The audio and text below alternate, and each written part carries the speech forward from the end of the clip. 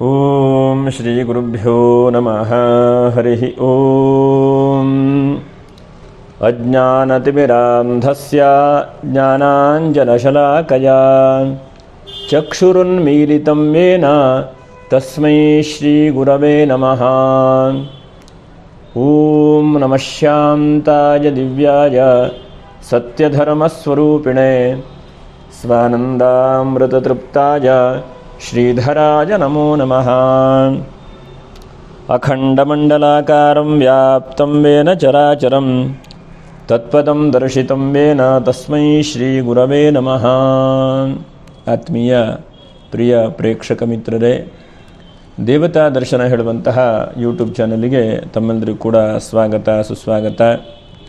ಆತ್ಮೀಯರೇ, ಈ ದಿನ ನಾವು ಗುರುಪೂರ್ಣಿಮಾ ಅಥವಾ ಗುರುವಿನ ಆರಾಧನೆ ಮಾಡುವಂತಹ ಶುಭವಾದಂಥ ದಿವಸ.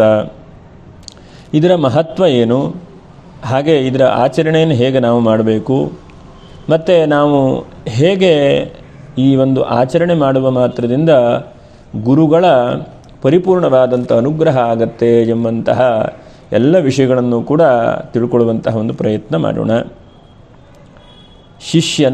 ಶಿಷ್ಯರ ಅಜ್ಞಾನವನ್ನು ಪರಿಹಾರ ಮಾಡುವಂತಹ ಒಂದು ವಿಶೇಷವಾದಂಥ ಒಂದು ಶಕ್ತಿಗೆ ನಾವು ಗುರು ಎಂಬುದಾಗಿ ಕರೀತೇವೆ.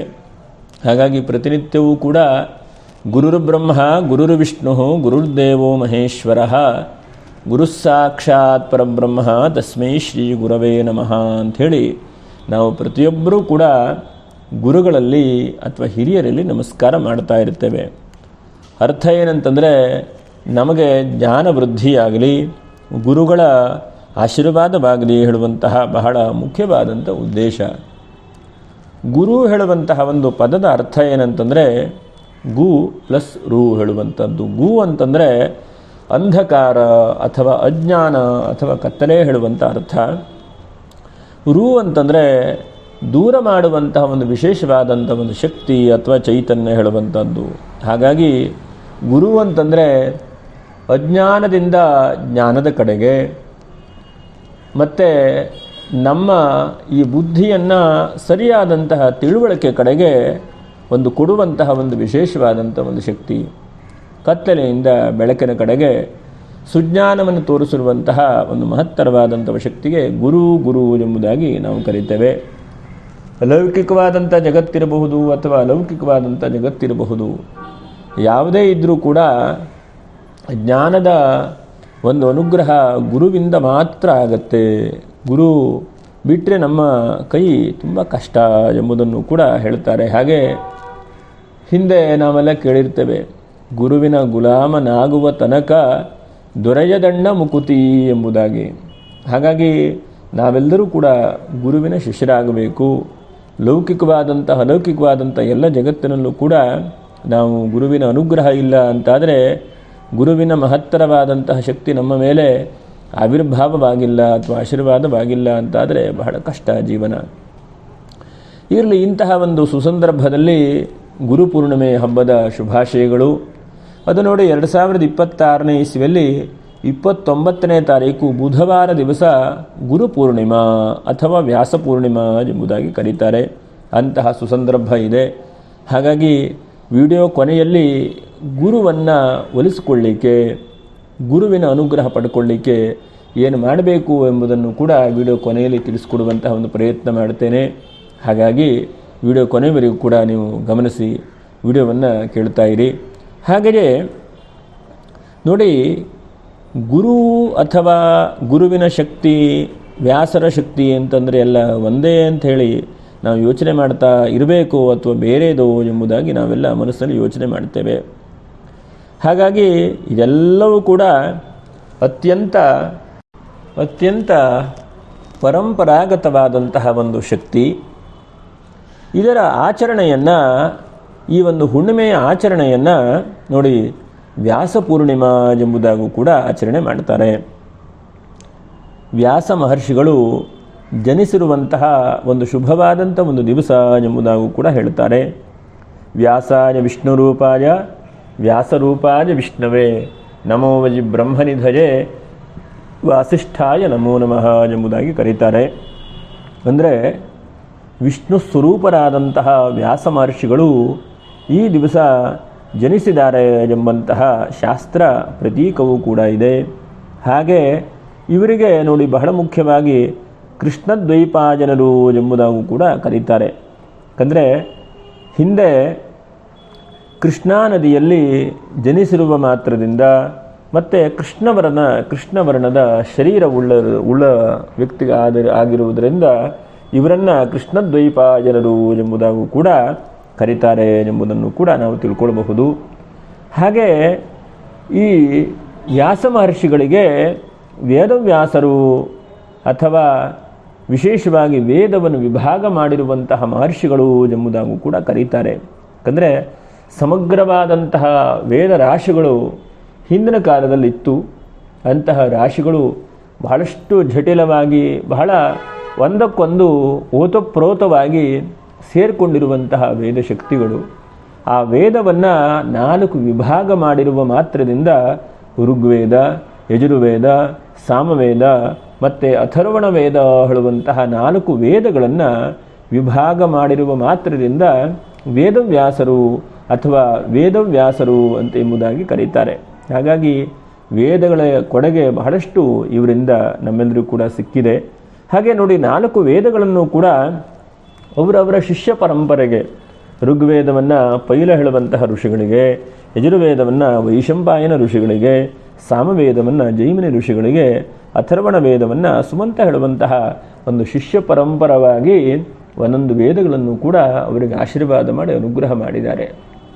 ವೇದ ಅಂತಂದರೆ ಅದೆಲ್ಲ ಎಲ್ಲ ಋಷಿಗಳಿಗೂ ಕೂಡ ವೇದ ದೃಷ್ಟಾರರು ಎಂಬುದಾಗಿ ಕರೀತಾರೆ. ದೃಷ್ಟಾರರು ಅಂತಂದರೆ ಅದನ್ನು ಕಂಡುಕೊಂಡವರು ಹೇಳುವಂಥ ಅರ್ಥ. ಇದನ್ನು ಯಾರೂ ಕೂಡ ಸೃಷ್ಟಿ ಮಾಡಿರುವಂತಹದ್ದಲ್ಲ, ಅದು ಭಗವಂತನ ಸೃಷ್ಟಿ. ಯಾವುದೇ ಋಷಿಗಳಿರಬಹುದು, ಸಾಮಾನ್ಯವಾದಂಥ ವ್ಯಕ್ತಿಗಳಿರಬಹುದು, ಅವರೆಲ್ಲ ಅದನ್ನು ಕಂಡುಕೊಂಡರು. ಹಾಗಾಗಿ ಅದಕ್ಕೆ ಯಾರೂ ಕೂಡ ಸೃಷ್ಟಾರರಲ್ಲ. ಹಾಗಾಗಿ ಈ ಎಲ್ಲ ಋಷಿಗಳು ಕೂಡ ನಾವು ದೃಷ್ಟಾರರು ಎಂಬುದಾಗಿ ಕರಿತೇವೆ. ಹಾಗಾಗಿ ಈ 4 ಋಷಿಗಳಿಂದ 4 ವೇದಗಳು ಕೂಡ ಇವತ್ತಿಗೂ ಕೂಡ ನಾವು ಕೇಳ್ತಾ ಇರ್ತೇವೆ. ಅನೇಕ ವೇದಗಳು, ಋಗ್ವೇದ, ಬ್ರಾಹ್ಮಣ, ಅರಣ್ಯಕ, ಸಂಹಿತೆ ಹೇಳುವಂಥ ಭಾಗಗಳು, ಹೀಗೆ ಎಲ್ಲ ವೇದಗಳಲ್ಲೂ ಕೂಡ ಇದೆ. ವೇದಗಳಿಗೆ ಇನ್ನೊಂದು ನೋಡಿ ಶ್ರುತಿ ಎಂಬುದಾಗಿ ಕರೀತಾರೆ. ಶ್ರುತಿ ಅಂತಂದರೆ ಒಂದು ಕಿವಿಯಿಂದ ಇನ್ನೊಂದು ಕಿವಿಗೆ ಕೇಳಿರುವಂತಹ ಒಂದು ಅತೀಂದ್ರಿಯವಾದಂತಹ ಮಂತ್ರಗಳು. ಹಾಗಾಗಿ ಹಿಂದಿನ ಕಾಲದಲ್ಲೆಲ್ಲ ಬರವಣಿಗೆಲ್ಲ ಕಡಿಮೆ ಇತ್ತು. ಗುರುವಿಂದ ಶಿಷ್ಯನಿಗೆ, ಹಾಗೆ ಶಿಷ್ಯನಿಂದ ಪ್ರಶಿಷ್ಯನಿಗೆ, ಹೀಗೆ ಒಬ್ಬರಿಗೆ ಆ ಕಿವಿಯಿಂದ ಕಿವಿಗೆ ಬಂದಿರುವಂತಹ ಒಂದು ಶಕ್ತಿಗೆ, ಮಂತ್ರಗಳಿಗೆ ಶ್ರುತಿ ಎಂಬುದಾಗೂ ಕೂಡ ಕರೀತಾರೆ. ಹಾಗೆ ಈ ವ್ಯಾಸ ಮಹರ್ಷಿಗಳು ಅನೇಕ ಕೊಡುಗೆಯನ್ನು ಕೊಟ್ಟಿದ್ದಾರೆ ನಮ್ಮ ಸನಾತನವಾದಂಥ ಧರ್ಮದ ಒಂದು ಸಾಹಿತ್ಯ ಗ್ರಂಥಕ್ಕೆ. ಅದರಲ್ಲೂ ಕೂಡ ಮಹಾಭಾರತ ಹೇಳುವಂಥ ಆದಿಕಾವ್ಯ ಎಂಬುದಾಗಿ ನಾವು ಕರಿತೇವೆ.